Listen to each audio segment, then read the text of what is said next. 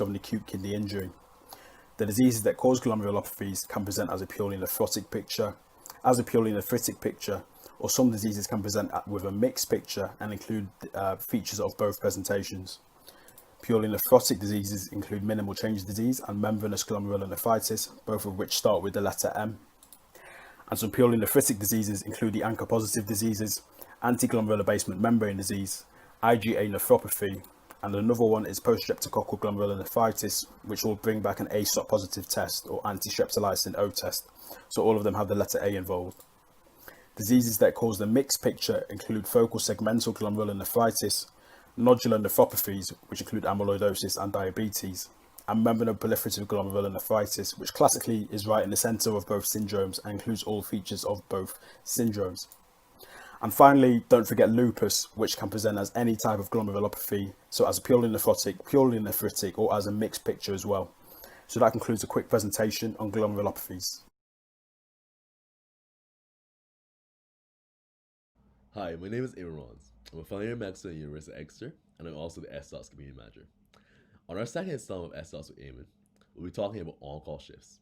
So 2 junior doctors from London, Teniola and Sara, will be telling you about their experiences on call, as well as giving you details about on-call shifts. This is a really interesting talk for any medical students, whether it be final year or first year, who want to learn more about what it's like being a junior doctor and what it's like being a junior doctor on call. So remember to join our Facebook group, remember to join our Slack, and also remember to join the Medics.Academy YouTube channel by liking and subscribing. So, take it away, Teniola and Sara. Enjoy, guys! Talking about on-calls today? Yep. He's talking about our on-call shift. So you're on surgery, I'm on medicine. So I think they'll be very different. Yeah. And at different hospitals too. So we've probably had very different experiences of our on-call shifts. Yeah, so maybe we should start with just saying like what our on-calls entail or what they're like. So my on-calls are, my normal shift is 8 till 5, but it's actually a lot longer because we come in a bit earlier and end a bit later, which I'm sure you guys do as well. Yeah. And then an on-call day is 5 till 8:30 on a weekday, or obviously if you're doing a weekend, it will be 8 till 8:30 on a Saturday and Sunday. I don't know what yours similar to that, or? Yeah, so ours are kind of, there's 2 types. There's either the clerking on call, so you're helping with intake, people that have been admitted to hospital and you're admitting them to medicine and getting a full history and examining them, and you're the one that gets like most info from them. Or you're doing ward cover, which is hectic, but yeah, so both of those, either way, if it's during the week, they start after the end of your shift. My shift finishes at 5, and then until 9:30, I'd be either on ward cover or clerking. And if it's the weekend, it'll be 8 to 8:30 for clerking and 9 till 9:30 for ward cover. Okay, so your ward cover, is it, because you're on respiratory now, is that right? Yeah. Yeah, respiratory. Your ward cover, is that, how many wards would you cover? I think in total there's maybe 7 wards maybe. I probably should have counted. But yeah, some of them are a lot bigger than others. But that'd be, yeah, the standard medicine ward. So we have like kind of a general admissions medicine unit. We've got respiratory, cardiology, gastro, we've got diabetes and endo. So I'd be covering all those floors. Okay, and how many F1s are there on that standard medicine ward cover on call, for example? Would it just be you, or? Yeah, so when it's ward cover, there's one F1 on ward cover who holds the bleep. And if it's the weekend, I think the SHO that's on ward cover as well doesn't hold the bleep. So you get all the bleeps that are for you and for the SHO. So it's, yeah, it's interesting. That's a lot. How does your work work? Is it just you, or do you have a team going around? Yeah, just one for general surgery. So you cover all of general surgery. So there's Monday, Tuesday, Wednesday, Thursday, 4 firms, so which have 2 or 1 F1s on. So you cover all the firms, and then same. It doesn't matter whether you're on the day or on the weekend. You see all the patients, and you're the only F1. So that's a lot. Okay. Cool. How did you find your first on-call shift? So my first one is the one that I did the video about. For people who might know, me and Tenny have got our 13 hours Instagram channel, which I found really horrendous. I think that was more not the content, not the content as in it wasn't difficult. I just think I wasn't prepared. It was quite hard to go in day one to do an on-call shift, and I just found it really difficult. Since then, they've got a lot better in terms of, I think I'm slightly better at prioritizing what needs to be done Mm. now, what can be done a little bit later, but I still am finding them tough. They're tough. You know, when you're sat there, you probably have the same, your bleep just does not stop going off, you're writing down jobs and none of the jobs are getting done. They're just, the list Building is getting longer and longer. Yeah. Yeah, gosh, yeah. I think we both had on calls on our first days of starting the job, didn't we? So yeah. I was on the clerking one, so I probably was a bit misdirected on how I thought the on calls for the rest of the like time you working would go. Yeah. So my first one being the clerking one, it was actually quite nice. I only clerked in one patient between 5 and 9 before the handover. Yeah. And like the reg was very supportive, was like, oh, just do this, do that, type here. Consultant came straight away, we post takes. I was like, oh, great, like on call's fine. Yeah. No, next week I had my ward cover on call, and literally I don't think it could have gone worse. I ended up missing handover. I had to hand over to the SHO taking over for me at like 10 p.m. instead of 9 o'clock when I was supposed to. I don't think I'd answered my bleep for like an hour. I was literally like crumbling, melting, no idea how to recover from the situations I got myself into that night. I think on calls are really like dominoes. Like if you start off a bit wobbly, and I find this a lot on the weekday covers, for example, say I've got my normal ward work 8 till 5, I'm running behind because I've been on the post take or whatever, and then you're on the on call, you already start like slightly wobbly foundation, and then if it starts mayhem, then you just completely crumble. Like you can't really build yourself back up on the on call. Yeah. You need to be solid from the beginning. I think it's really hard. Yeah, do you think there's anything you've done particularly or specifically that has made you solid from the beginning? Like, what could you think that, I'll do this every time so that in the future I'm ready? Yeah, I think trying to challenge, I think at the beginning what was also really difficult was everyone was a new F1, so the qualities of handovers probably weren't great either. Yeah. So people were handing over things that either were poor handovers in the sense that I didn't really know what I was meant to do, so they'd say something like, chase a scan, and I was like, great, I can chase a scan, but then you forget to think, okay, well, if this scan comes back, what action am I taking on that, for example? So just knowing to ask when people are saying, can you chase this, chase these bloods, do this, do that, and you're like, okay, so what's the plan of action after that? Because, you know, I'm the F1, so if something weird comes up on the CT, like, am I calling my reg? Is this like an urgent theatre situation? Like, what's the following, what's the next thing? And also maybe being slightly more assertive. So like, for example, I don't know, X's family needs to be called. If that adds to your whole list of lists, obviously family updates are really important, but at 6:30 on a Friday evening, me as the on-call doctor as well, when I've never seen the patient, I don't know anything about them, I'm probably not the best person, so that doesn't really need to be a stress for my on-call. No. But those things you can only sort of learn as you go along, I think. What about you? Yeah, I think definitely. Some of the points that you've raised, I'm definitely still trying to get my head around. Sometimes I really like being nice at work. So like, you know, when it comes to being assertive, I'm like, oh no, I'll do that. Fine, I'll do that for you. And things like you said, trying to find out what actions need to be taken after jobs are given, like things that need to be chased. I literally forget. I'm like, okay, fine, I've written down this, and that, and then it comes to it, and I get the result. I'm like, okay. Yeah, I think that's It's really annoying because then if I have to then hand it over to someone else when my shift finishes, they're like to me, so what do you want me to do? And I'm like,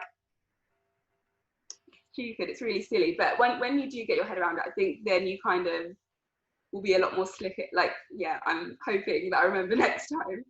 But the things I think I personally have found that I need to do before I like start my bit of on call is make sure I have my sheet of paper and literally divide it into the necessary sections. So it looks like wards extension number, patients info, why patients come in. Then we can have the jobs, probably a little column about what to do after.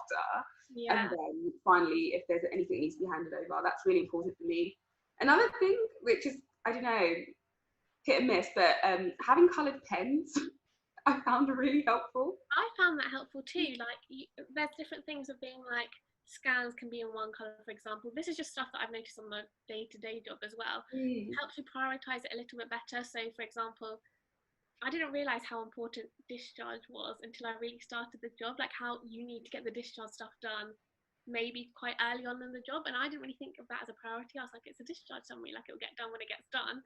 And then you realise actually there's transport or this or that and so many things depending on it. So and then you can put like all the important things in your red pen, and then the less slightly important things, and then tick them off green to make yourself feel better when they're all done. I love literally colouring in those boxes, like done, done, done, done. That's really good. How have you found things, I don't know, emotionally in terms of on-calls? I think, I'm not sure how it is on medicine. I think with surgery, luckily on my on-call, so the weekend I was really dreading because you do a ward round of every single surgical patient, which I just was dreading it, because a ward that normally has, I think, 6 or 7 F1s was now 1, and I just couldn't get my head around how I'm going to do the job of 7 F1s. Like, how does that work? But it was actually fine. The consultant was really nice. Like, she was great. She was really rapid, but she was also like, okay, Sara, have you got that all down? Should we take some more time for you to get everything? Like, she was really aware. And the reg was also really good. Like, he was very accessible, which I think is hard in surgery. So even if he was in theatre, he'd be like, okay, Sara, let's run through everything before I go into theatre, or here's the number of the theatre if you need to ring me.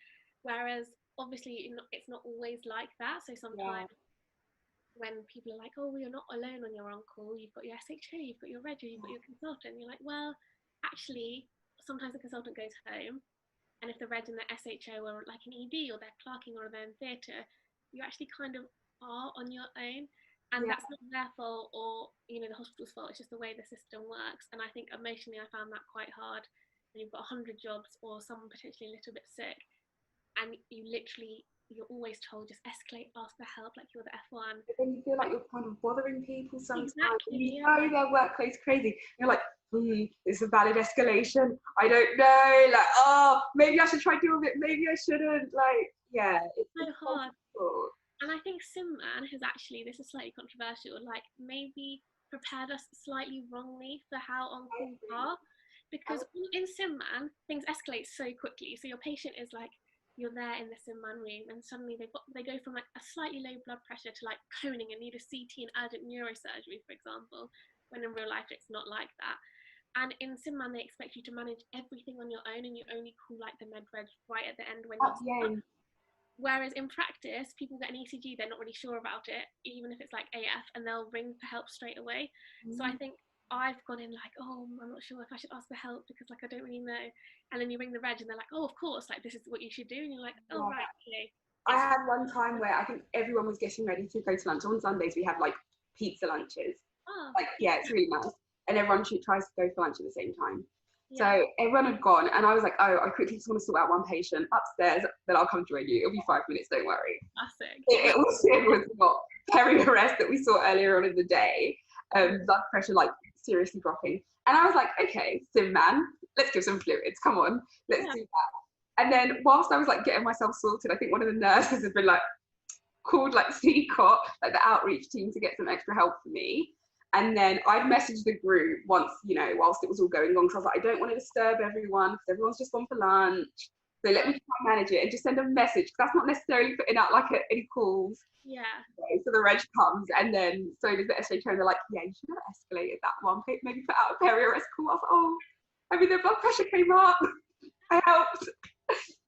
Man, they're like, right, put fluids up, do this, and you do it all on your own. And I think that's why. And I think because everyone is so busy, there's a real fear when you're on the on-call of bothering people. Whereas when you're not on the on-call, there's like 6 other F1s, so you can just like look around and be like, what do people think? And then you can all work together for an answer. If you're on your own, you're just like, should I ask? Should I not? Are you going to be annoyed? Also, are you going to think that I'm a terrible doctor because I'm even asking you this question? And it's a lot. I think I've had quite a few times where I've got back and I'm like, oh my gosh, I'm such a terrible doctor. And I think you've been aware of times where I've just been like, what is going on? But yeah, I think the senior support really makes or breaks those on-call shifts. I've had times where I have had to try and escalate to a reg, and you can just hear they're like, oh, right, just do this. And you're just kind of like, okay, I don't want to call you again because I'm scared that, do you know what I mean, I'm just bothering you. Whereas you get others that are like, oh my gosh, yeah, no, fine, I'll come back and check that later, do this, do that. Are you okay? It literally makes all the difference. It makes such a difference. The weekend that I just had, the reg was so lovely, so approachable. Like, yep, Sara, cool. Should we do a CBD for that? And I was like, oh my gosh, like this, like, so let's check. Are you happy? Are you happy? Like, kept checking in. When there are others, and obviously it is also workload dependent if they're really busy. And you ask them a question, they're like, yeah, and you're like, oh, right, okay. Okay, I'll just go and hide now. But yeah, on calls, I think they're definitely the trickiest part of starting work, like 100%. Yeah, I think we've definitely, like, it is the deep end. We get thrown into the deep end really quickly. Yeah. Mm. I think for us as well, probably, we're both working in similar areas as well. Mm. The like pace of work compared to where we went to university is rapid. Like, I know people have always said surgery is rapid, but I feel like working in South London hospitals, which I think both of ours are quite like stereotypical what you'd expect from a South London hospital as well. People told me what it could be like, and I guess like where we went to uni, where we even had our interim, the areas were a lot wealthier, and you can really see the contrast in the hospitals. Yeah. And you can see the contrast in the demographics of patients. You can see the contrast in the way that hospital operates, organisation systems, and it's different. It's a real steep learning curve. Yeah. But yeah, I think it's an opportunity to definitely learn a lot whilst we're there. That's the only thing I keep saying. I'm like, I'm learning a lot. What tips would you give to maybe the brand new F1 whose first shift is an on-call like ours to prepare themselves, maybe for the final year students who are, you know, probably some of them are quite behind on clinical skills anyway because of all this COVID stuff, what they can do to optimize the placement that they have left. Yeah. Being prepared for the on-call, what advice would you give? I think one thing that was actually quite useful for me is I did something called the ratting shift. I think you and that's where we had the opportunity anyway from through our medical school to spend times on the weekends or evenings working in the hospital in A&E and helping out with things like bloods, cannulas, like all the jobs that like maybe don't get done as quick when all the doctors are busy in A&E. And I think that's really helpful, just trying to get good at things like bloods and cannulas, because those are some of the things you do get into about. And if you're quick and like slick at them, then you kind of get the rest of your jobs done quickly as well. Yeah. I think another thing that I found quite helpful is during one of my placements in the final year, I like made really good friends with one of the F1s, and she was like, "Oh, why don't you like stay with me on an evening shift?" And I know that that doesn't sound like a good thing and a fun thing to do. Yeah. But she was helping me with something, I was helping her with something else. So at the end of the day, me staying and doing that evening with her and watching what she escalated, what she didn't escalate, and what she dealt with by herself really like stayed with me. Because in my head, I'm kind of like, oh, what would blah blah do? Like she was such a good doctor. Like she was so good. So just literally like find someone you like and you like enjoy their work style. And I think it makes all the difference. Yeah. I think one final thing I'd add to that also is just really being nice to teams that you meet. I know people say this all the time, and it's like we don't go onto the wars with the intention of being rude. Like people like to assume that like as we come as doctors, we come with a sense of arrogance to us, and that's not what I'm saying. But I'm saying when you do try and become like good, like really good friends with the people you're working with, sometimes it does make work a lot easier at the same time. Yeah. So I have certain wards that I go to, and they're like, "Oh, you're back! Like, let me help you with this. Let me help you with that." And yeah, it makes all the difference. I think just finding, and I learned that from watching one of the F2s whilst on interim in Kingston. So I guess it's just definitely a thing of finding doctors that you enjoy their work style, enjoy the way they interact with other doctors, enjoy the way they interact with other staff members and how they get things done, and kind of just observing very carefully how they work. Yeah, I think I echo basically exactly the same thing. I was going to say bloods and cannulas. So I think we were quite lucky from where we went to uni, that we had quite a lot of hands-on experience quite early on. Yeah. And obviously, coming to a London hospital, I'm surrounded by a lot of F1s who were trained in London and maybe who didn't have as much experience. So things like bloods and cannulas, I mean, they throw everyone off. Everyone's had that patient who really needs a cannula and you can't get one in, and it's just a nightmare. But I would say if you're at one of those med schools that maybe you haven't had as much exposure to now in your final year, really try, because the bleeps that you're going to be getting on call are, "We couldn't get this blood, can you help?" And often these are nurses who are really experienced people. Like they do all the cannulas, they do all the bloods, and then you're the first port of call as their escalation. Probably, and they are 100% better at you. Sometimes I go and I'm just like, well, if you guys have tried, I'm not going to get it, and it is just a fluke or a luck or a bit of confidence or someone else's eye. But try and practice those kind of things is something I would say. And like you said, at the beginning of your shift, for example, if you've got a blood, and you don't get it, it really sort of throws you for the rest of the thing. You're just Yeah, like, that's true. like, and again, similarly to what you would say about sort of emulating what people around you that you like do. So like, I spent a bit of time thinking that this one Reg who I think is so great, like why do I think he's so great? And it's because he's so friendly, like he's so nice to everyone, like he just goes around, he's like, boss man this, boss man that, like so friendly, but also so good at his job. Like he's very assertive, but in a really polite way in terms of referrals, and really knows his things, and is also just massively supportive. And I think if you're kind to people and people see that you're working hard, they're more inclined to help you. So if you've got a manic on call and you run onto the ward and say, I need to do a blood, if you're friendly with the nurse and they're friends with you, they're like, do you want me to do that one for you? Yeah. Yes, please. I would love if you could do that. If you're the doctor who's swanning around and thinking you're better than everyone else, then they're not going to help you. So it's just remembering tiny things like that, I think. And also just remembering the first on call is going to be awful. I don't know anyone who's had their first on call and been like, yeah, it was a read. Come out glowing. No, I literally like broke down as soon as I came I think we both cried. multiple times. But yeah, cool. Okay. I don't really know if I have any more questions. Do you have anything else? I don't think I've got anything more to add about on calls. I think, you know. Yeah. Oh, actually, one final one. What kind of jobs are you actually getting called to do? I know it's bloods and cannulas are definitely on there, but in surgery, is there anything else specific? A lot of prescription reviews. So a lot of pain relief. So this person's just come out of like an operation, they're in pain, like what would you give? And at the beginning, I think those decisions, you're like, it's huge. Like even prescribing paracetamol, you sit there for ages and you check the BNF, even though you know the dose, and you're there and you check all their comorbidities and their drugs, and it's just such a simple decision. But as it comes on, then you just know what's given, and you know what you just observe what other people do, and you just follow that. Yeah. A lot of fluids. A lot of this person's in my mouth. They haven't been prescribed any fluids. That kind of a lot of just keeping people going is mainly the thing. I've been told our sole job is to keep people alive until they can be seen by the day team. That's the thing.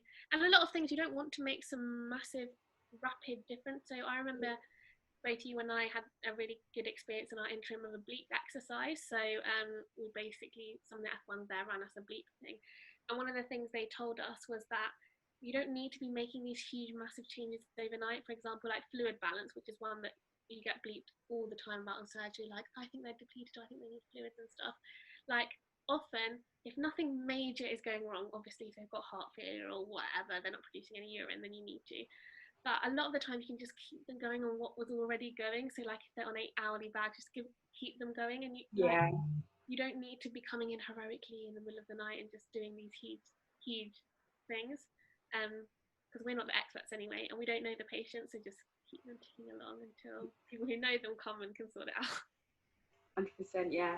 I think, yeah, mine's quite similar. I think I do less. I mean, I still do quite a lot of fluid prescribing and pain meds. But yeah, I think it's definitely quite similar in terms of jobs. I think a lot of things are like just review patients and make sure they're still okay, still alive. And a lot of the times my plans are continue. So as long as nothing drastic is happening with people, my plan usually stays the same.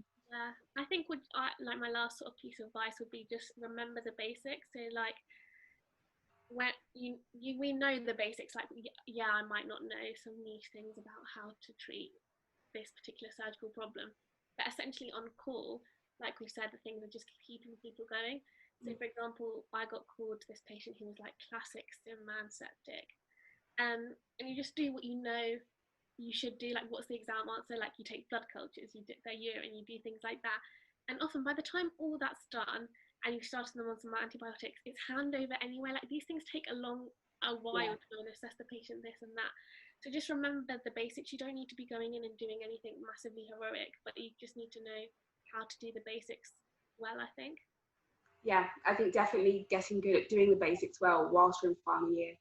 I know it is difficult not having that extra bit of patient contact, but I think one thing, if you're in a hospital that doesn't have F1s organising this bleep teaching that we had, maybe just dropping a word. Now I'm sure someone will be very keen to like get involved in hosting that for med students. Yeah. and that will just maybe get you used to like what it's like to hold a bleep, which I found and also like very useful before ever being on call.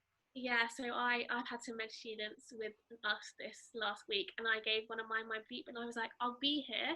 Like, I was with her the entire time. Obviously, if it bleeps, like you just pass the phone over to me. But just having it and like getting used to that buzz and that, and like just even knowing like what button to press and how to Yeah. ring back, and just talking to the person on the phone. I would just suggest if you're a med student, things like that. Like, don't worry about knowing every respiratory condition or every surgical problem under the sun, because as F1s, I don't know about you, I feel like we're not doing that much medicine. We're just doing a lot of keeping people alive and Yeah, admin. I'm So very good at admin. yeah, admin, exactly. So just, I don't know, ask to hold the bleep if you can, just even for like an hour with your F1 there, obviously, just to get used to it, because things like that, when your bleep is just constantly going off, is really quite emotionally stressful when you just, Like now, even when I'm out and I hear anything beep, I'm like, who is that me? No, okay, I'm not at work. yeah, I think also just group chats are the best. yes, Um, great. I have the 2 other docs that I'm always on call with, and we've got a little group chat. If anyone's struggling, we're like, help, please. That's the thing, yeah. I have always always one girl or one boy I'm always doing my on calls with. And there was one time there was a patient that, and he was covering sort of urology and orthopedics, and there was nothing really going on. And I messaged him like, "Can you come see this patient with me?" And he was like, "Sure." And it just is nice just having another person with you. So Yeah, be aware of who's on your on call, especially F1s, and just if you can't get a blood, maybe see if they can try and just help each other out, because you're going to need them at some point. you'll be like besties by the end of it anyway, so it's always good. So Anything else to add, do you think? Or I think that's it. I think that's on calls so far. yeah, obviously we haven't done that many, but I think that's a good starting point for your first phone calls. Thank you so much, Teniola and Sara. I feel like I learned a lot. I hope you guys did too. And remember to be here at the same time next week for the 3rd installment of S.Talks with Eamon, going live with Medics.Academy. It'll be really informative, really fun, and I'm looking forward to it. So remember to keep up to date with our content by joining our S.Talks Facebook group, join our S.Talks Slack chat, as well as liking and subscribing to the Medics.Academy YouTube channel. See you guys later.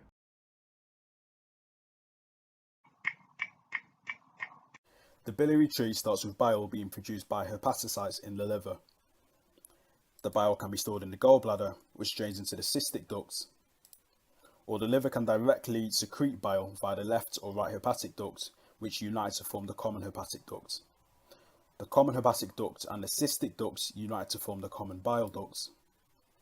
And secretions from the pancreas will drain via the pancreatic duct to meet the common bile duct at the hepatopancreatic ampulla. All these secretions can then flow into the duodenum for their function, more specifically in the second part of the duodenum. These secretions are controlled by the sphincter of Oddi, which is a muscular sphincter surrounding the hepatopancreatic ampulla. So that's a quick presentation.